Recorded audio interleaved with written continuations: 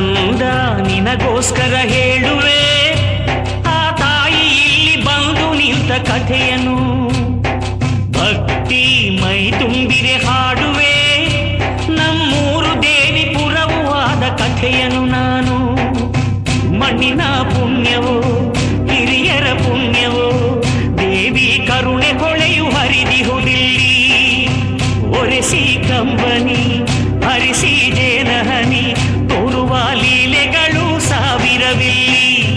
ಕಂದ ನಿನಗೋಸ್ಕರ ಹೇಳುವೆ ಆ ತಾಯಿ ಇಲ್ಲಿ ಬಂದು ನಿಂತ ಕಥೆಯನು.